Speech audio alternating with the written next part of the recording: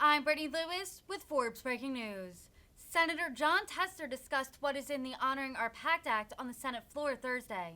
The bill, which aims to provide health care to veterans exposed to toxic substances, has bipartisan support. Tester said that as a country, quote, "We haven't been recognizing the toxic wounds of war, and that will end today with the passage of this bill." Here's more from the chairman of the Veterans Affairs Committee. Thank you, Mr. President. I want to thank Senator Moran for his comments. I didn't hear everything you had to say, but when I came in, one of the things you said was, we may not be the most important people in this process, and you are 100% correct. We are simply the conduit that was utilized to get this bill put into law. There are way too many people to thank on this legislation, and I'm going to get to that, and I'll forget a bunch of folks, and I apologize right now. But the truth is, we today, the United States Senate today, has the opportunity to make history by passing the Sergeant First Class Heath Robinson Honoring Our Promise to Address Comprehensive Toxins PACT Act. This is not a new issue. Generations after generations of Americans have gone to war, backed by a promise that we've made to them when they signed up that we would care for them when they got home. Unfortunately, that didn't happen in the case of toxic exposure. We failed them. This bill is about righting a wrong that has been ignored for just way too damn long. It's about Will Thompson. It's about Sergeant First Class Heath Robinson. It's about every American who's lost their lives to toxic exposures because of the duty that they have performed for this country. Sadly, it's too late to do right by Will and Heath and so many others, but today this body has a chance to do the right thing by their families and future generations of our all-volunteer military by passing the Sergeant First Class Heath Robinson Honoring Our PACT Act. The days of ignoring the wounds from toxic exposure, wounds not seen until years after those days are gone, conditions like hypertension and MGUS found in veterans like Robert Hunter, a proud Montanan who served in the Army as an engineering officer during the Vietnam War. Robert was exposed to Agent Orange during his service and contracted MGUS years later. He's one of the 66,000 veterans in Montana that would become eligible for relief underneath this bill. Not to mention every post-9/11 veteran in this country who would automatically receive VA health care. This includes more than 3.5 million post-9/11 combat veterans exposed to burn pits in Iraq and Afghanistan. This bill would also remove the burden of proof for 23 presumptive conditions caused by military toxic exposures, from cancers to lung diseases.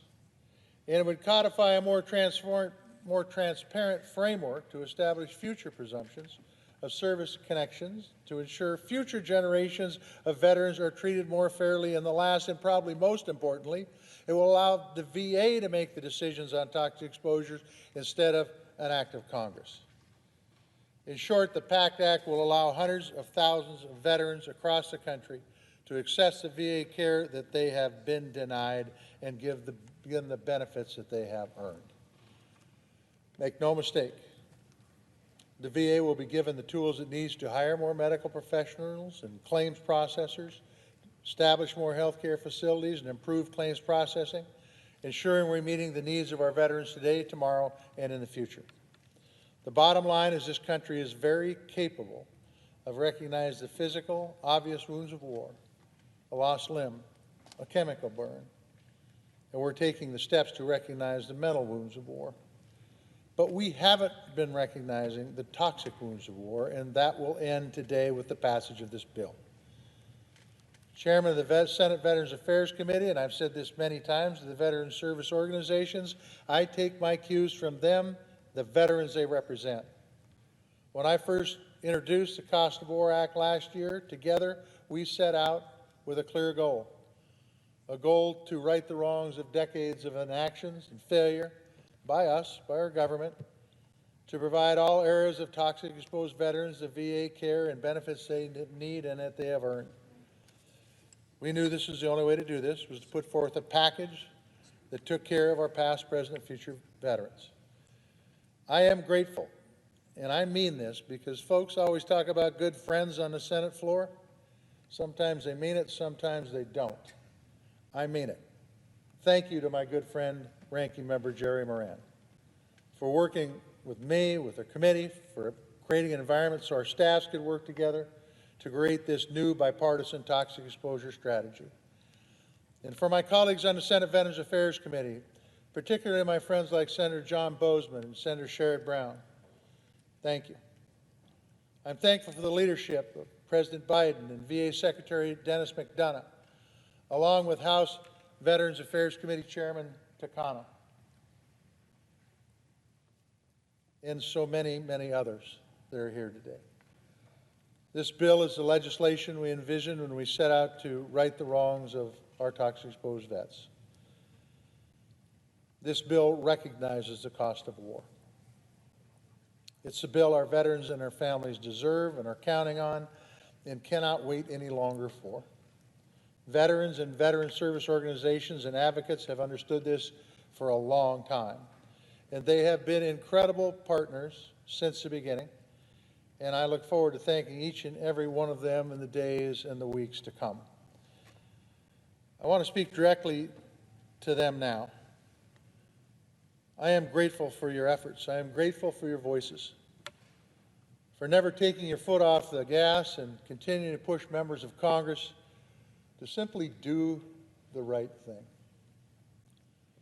I also want to acknowledge the countless hours put in by the staffs from both sides of the aisle. And Senator Moran is exactly correct. We take credit for their good work, and they do good work. Staff from my office, like Staff Director Tony McLean, as well as this guy right here to my left, Simon Kuhn, Dahlia Melendrez, James Cho, Yanko Mitrik, Tess Brzezinski, Shauna Rust, Olya Vojtovich, and Liz Simmons. But also folks across the aisle, like Lindsey Deering and John Towers, Asher Allman, and Tom Brandt, Pat McGugan, Michelle Dominguez, and Dilly Sotomayor, God, I wish they had names like Tester and Moran, and Mike Jones. Look, by sitting down in a bipartisan way to get this bill crafted, we were able to have success and get the job done, and that's what the folks who sent us here expect us to do. America's veterans and their loved ones would be better off as a result of this work today, and the result of that, it will make this country a better place. There is always a cost to war, and that cost is never fully repaid when the war ends. So I've got one question. Are we willing to show these millions of veterans that we have their back, that the United States government has their back? Are we willing to admit that we didn't live up to the promise of veterans like Will Thompson and Heath Robinson? But the fact is, I believe today will show that we can put party politics aside and honor America's bravest. We can honor the plea of Heath's 8-year-old daughter, Brielle, and to fight for the heroes who fought for our country and pass my dad's act, the Sergeant First Class Heath Robinson PACT Act. And we can begin settling our debts to millions of other veterans and their families today. The last thing is what I'm going to close with is that the work is not over with, assuming this bill passes today. The ranking member is 100% correct. We're going to have a lot of oversight to do to make sure that the veterans get the health care and the benefits that they have earned and that they deserve. That is the congressional intent that we have with this bill. So oversight will be critically important. I yield the floor.